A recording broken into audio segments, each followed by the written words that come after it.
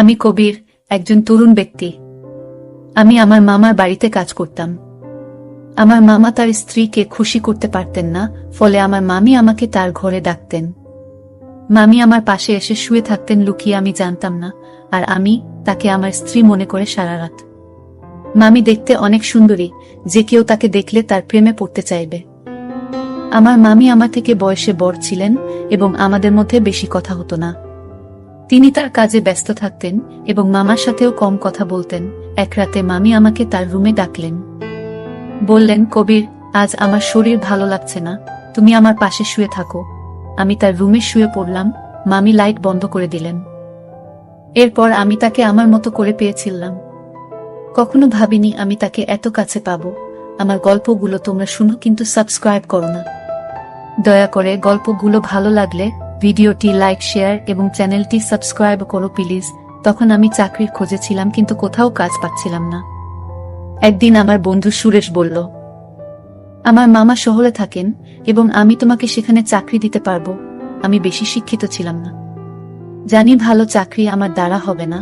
আমি ৪র্থ শ্রেণী পর্যন্ত পড়াশোনা করেছি, কিন্তু অল্প শিক্ষার কারণে ভালো চাকরি পাওয়া কঠিন ছিল। গ্রামের এখানে ওখানে ছোটখাটো কাজ করে কিছু টাকা উপার্জন করতাম, যা খুবই কষ্টকর ছিল। তখন মনে হলো শহরে গিয়ে কিছু কাজ খুঁজে দেখা উচিত।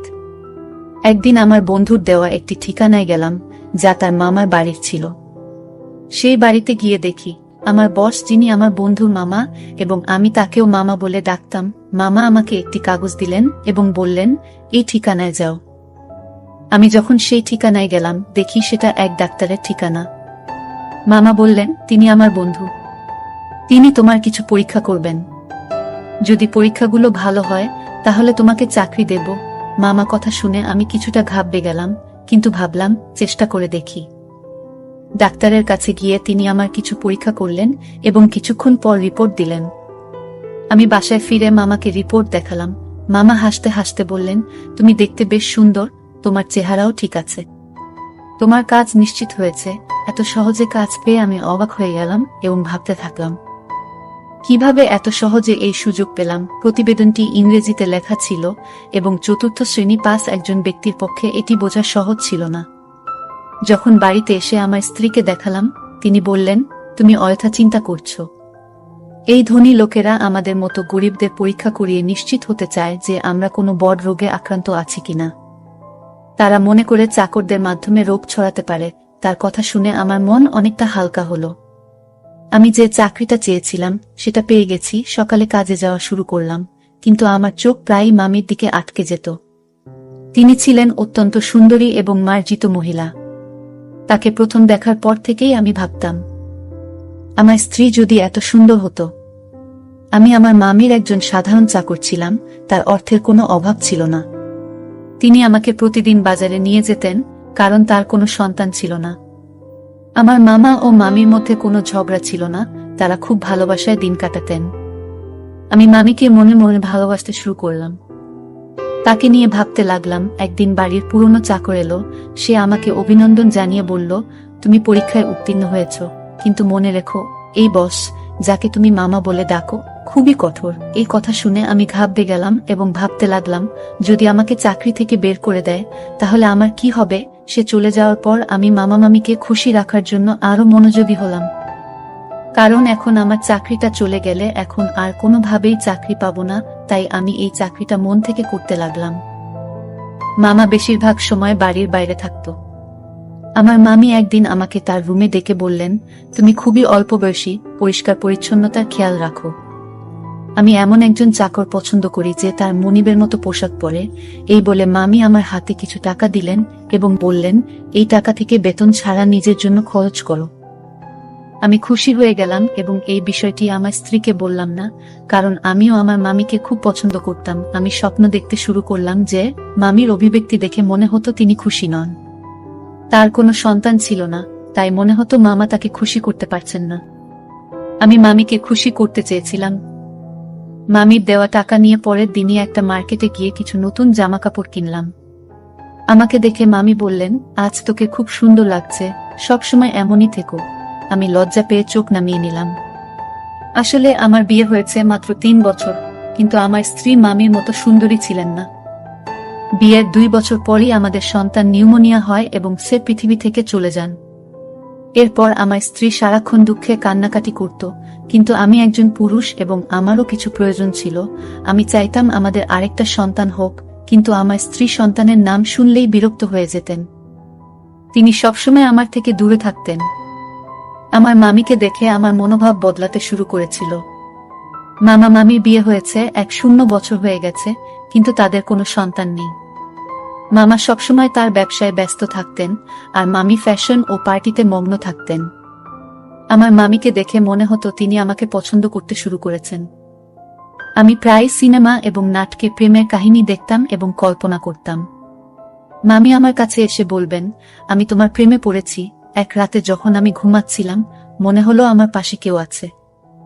মামি ছিলেন খুবই সুন্দরী এবং তার দেহ আকর্ষণীয় ছিল। আমার স্ত্রী আমাদের সন্তান হারানোর দুঃখে নিজের শরীরকে অবহেলা করেছিলেন।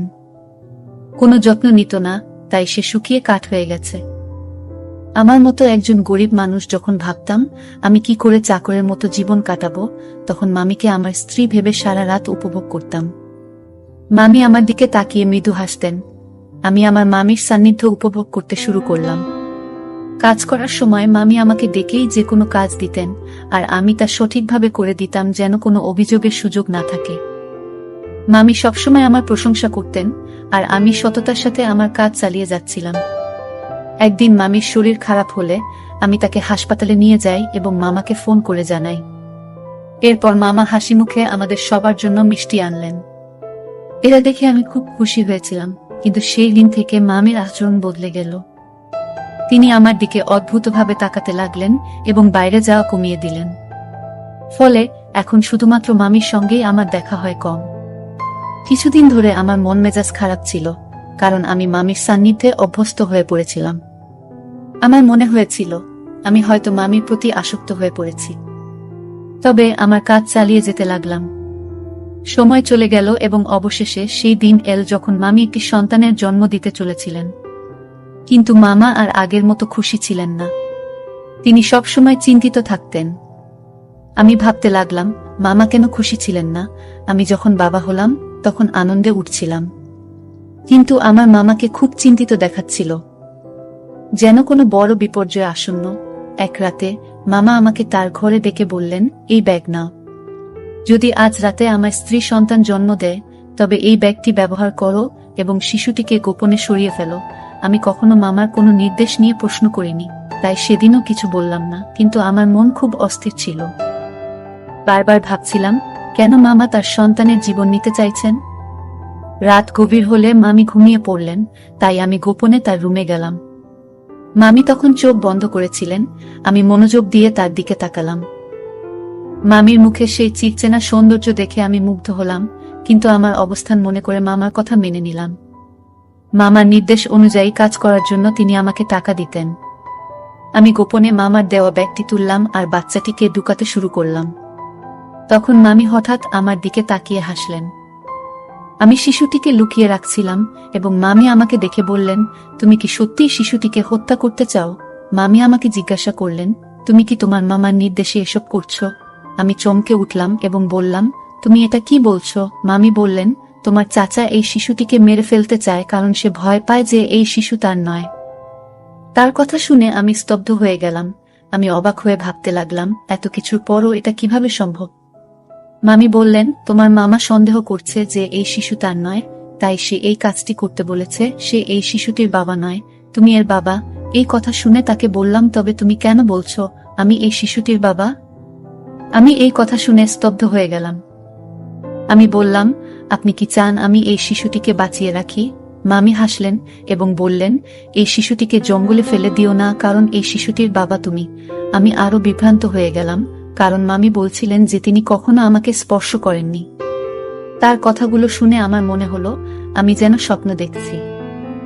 আমি সোফায় বসে ভাবতে লাগলাম, এত সুন্দর একজন মহিলার সাথে, যাকে আমি মামি বলে ডাকি, এমন কিছু ঘটেছে কি? আমি মামিকে জিজ্ঞেস করলাম, আপনি এত সুন্দরী, কিন্তু কেন এমন করলেন?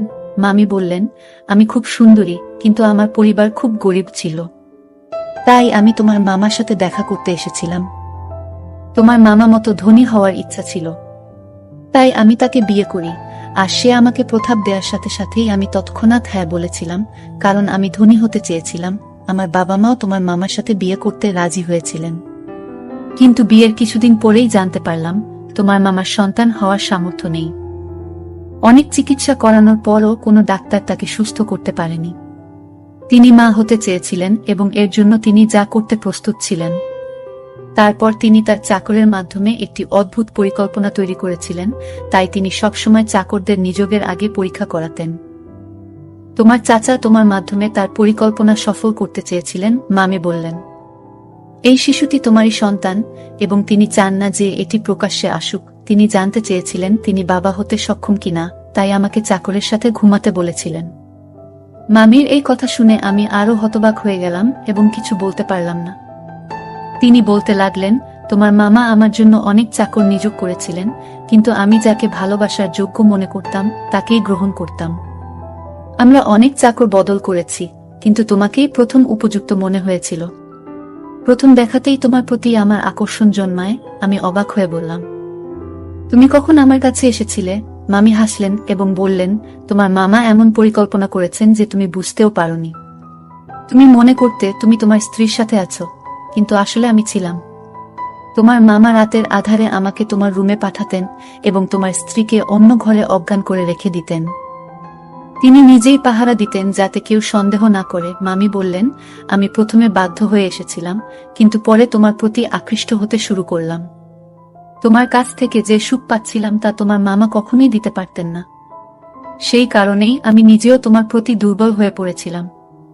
তোমার মামা যখন এই পরিকল্পনা চালিয়ে যেতে লাগলেন, আমি নিজে উপভোগ করতে শুরু করলাম। তিনি আমাকে তোমার কাছে বারবার পাঠাতে থাকলেন।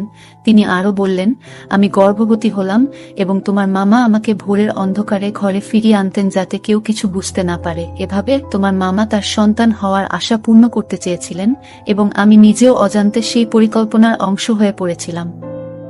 কিছুদিন পর সে তার পরিকল্পনায় সফল হয়েছিল।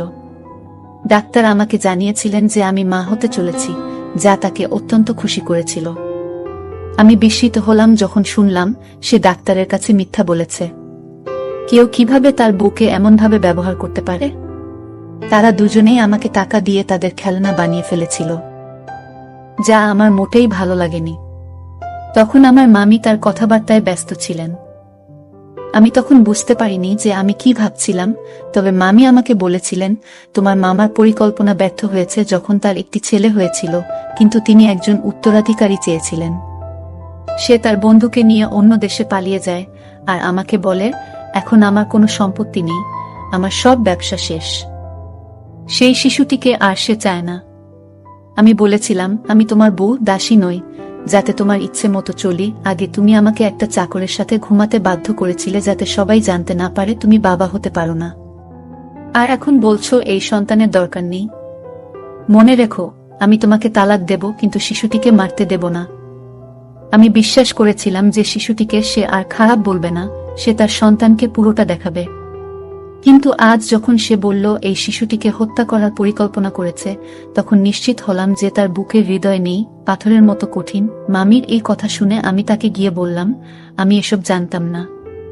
যদি এটা অন্য কারোর বাচ্চা হতো, আমি জঙ্গলে ফেলে দিতাম না। আমি বললাম, এখন এসবের পরোয়া করি না। তুমি তার মা, তুমি নিজেই তার যত্ন নেবে। এ কথা বলে আমি চলে যেতে লাগলাম। তখন মামি আমাকে থামিয়ে বললেন, এটাও তোমার সন্তান, তুমি তার পিতা, তাই এর সুরক্ষার দায়িত্ব তোমারও সমান। আমি হাসি দিয়ে বললাম, এই সন্তান আমার, তাই তুমিও আমার স্ত্রী হয়েছ। এই কথা শুনে মামি মুচকি হেসে বললেন, ধন সম্পদের লোভে আমাকে অন্ধ করে দিয়েছে, তাই এমন একজন খারাপ লোককে বিয়ে করেছি যে তার সম্মান বাঁচানোর জন্য তার স্ত্রীকে চাকরের কাছে পাঠিয়েছে। আর যখন আমি তার সম্মান রক্ষা করেছি, সে আমার সন্তানের প্রাণ নিতে চেয়েছিল এবং বলেছিল যে এই শিশুটি হতভাগ্য। যখন ব্যবসা ব্যর্থ হয় এবং সমস্ত টাকা হারিয়ে যায়, তখন সে আমাদের সন্তানের প্রতি অখুশি হতে শুরু করে এবং শিশুটিকে জঙ্গলে ফেলে দেওয়ার সিদ্ধান্ত নেয়। এইসব জানার পরেও আমি এমন লোকের সাথে থাকতে চাই না। আমি মামুর দিকে তাকিয়ে জিজ্ঞেস করলাম, এই সন্তানের জন্য আপনি কি একজন নিজ চাকরের সাথে থাকবেন? মামি বললেন, আপনি গরিব হতে পারেন কিন্তু আপনার মন অনেক বড়। তাই আমি আপনাকে বিয়ে করতে চাই, যাতে আমাদের সন্তান বেঁচে থাকে এবং ভালো জীবন পেতে পারে। মামি আমাকে জানালেন তিনি তার মামার থেকে ডিভোর্স পেয়েছেন এবং আমরা একই বাড়িতে সুখে থাকতে শুরু করি। মামি সেই বাড়িটি আগেই তার নামে পেয়েছিলেন। কিছুদিন পর যখন আমার স্ত্রী বিষয়টি জানতে পারেন, তিনি আমাকে ছেড়ে চিরকালের জন্য তার বাবা মায়ের বাড়িতে চলে যেতে চান এবং তালাকের প্রক্রিয়া শুরু করেন। কিন্তু মামি যখন পুরো ঘটনা আমার স্ত্রীকে জানালেন, আমি তাকে অনেক বুঝিয়ে শান্ত করি। অবশেষে আমি আমার দুই স্ত্রীর সাথেই সুখে সংসার করতে শুরু করি এবং আমরা সবাই মিলে সুখে থাকি। আজ আমি খুব খুশি, কারণ আমি জানতাম না যে আমার জীবন এত সুন্দর হবে। গল্পটা কেমন লাগলো জানাতে ভুলবে না। আরও মজার মজার রোমান্টিক গল্প শুনতে চাইলে ভিডিওটি লাইক, শেয়ার এবং চ্যানেলটি সাবস্ক্রাইব করতে এবং বেল আইকনটি ক্লিক করতে ভুলবে না। ধন্যবাদ।